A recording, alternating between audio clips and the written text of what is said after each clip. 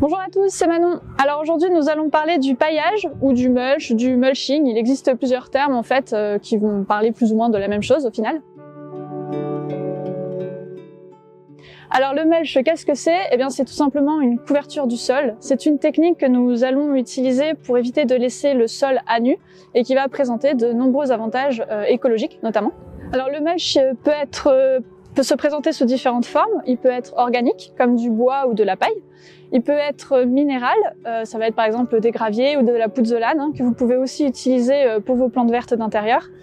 Et il peut être aussi artificiel, comme par exemple certaines bâches biodégradables ou des toiles de jute par exemple peuvent être utilisées. Donc au service des espaces verts, on pratique le mulching depuis une quinzaine d'années et on va principalement l'utiliser dans nos massifs arbustifs ou bien en pied d'arbre comme ici au parc Barbieux, ou bien on va aussi des fois l'utiliser pour créer des chemins naturels et esthétiques. Alors au service des espaces verts, on va principalement utiliser des plaquettes de bois comme mulch. Donc soit c'est du broyat qui est issu de nos déchets de la taille de nos arbustes, soit ce sont des plaquettes de bois que l'on va acheter à l'extérieur. Dans le cas où on utilise notre propre broyat, on va soit l'utiliser tel quel, mais dans ces cas-là, il faut ajouter un engrais azoté en plus, soit on va le laisser reposer quelques mois dans les locaux du service espace vert avant de l'utiliser. Et en fait, cela permet d'éviter un déficit d'azote dans le sol. Alors cette année, suite à la tempête qui est passée récemment, nous allons pouvoir utiliser du broyat 100% local, puisqu'en fait nous avons récupéré tout le bois qui est tombé, qui a été broyé, et nous allons pouvoir l'utiliser sur nos massifs. Déjà, le premier avantage, comme je l'ai déjà dit, ça va permettre d'éviter de laisser le sol à nu. Au fil du temps, laisser un sol nu va en fait créer une sorte de croûte sur le sol qui va empêcher à terme l'eau de pluie en fait d'intégrer le sol, et le sol va être de très mauvaise qualité.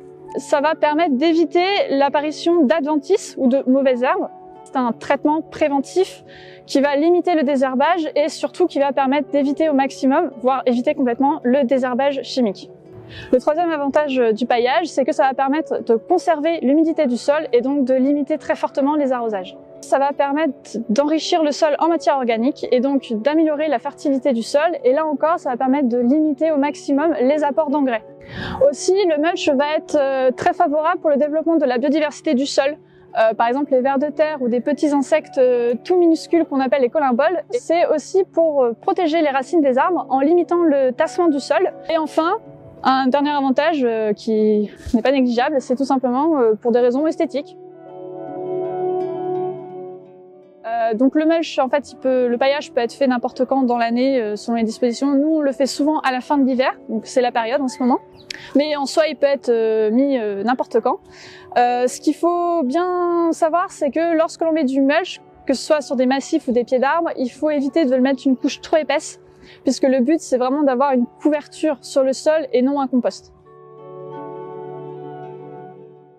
Alors, si jamais vous avez récupéré des déchets de taille et que vous souhaitez le broyer pour ensuite faire votre propre mulch, en fait, l'idéal, c'est quand même de laisser poser votre broyat quelques mois à l'air libre. Si vous le posez tout de suite après l'avoir broyé, vous risquez d'avoir un déficit en azote. Donc l'idéal, c'est quand même de le laisser reposer quelques mois à l'air libre, et ensuite vous pouvez l'utiliser dans vos massifs ou dans vos jardinières. Un deuxième petit conseil, si jamais vous achetez du mulch en jardinerie, évitez le mulch à base de pin ou de tout autre résineux. Voilà, cette vidéo est terminée, j'espère qu'elle vous a plu, et on se retrouve la prochaine fois au cerf municipal. Oh, ça y est, elle l'a dit. Mais t'as pas dit abonnez-vous la cloche?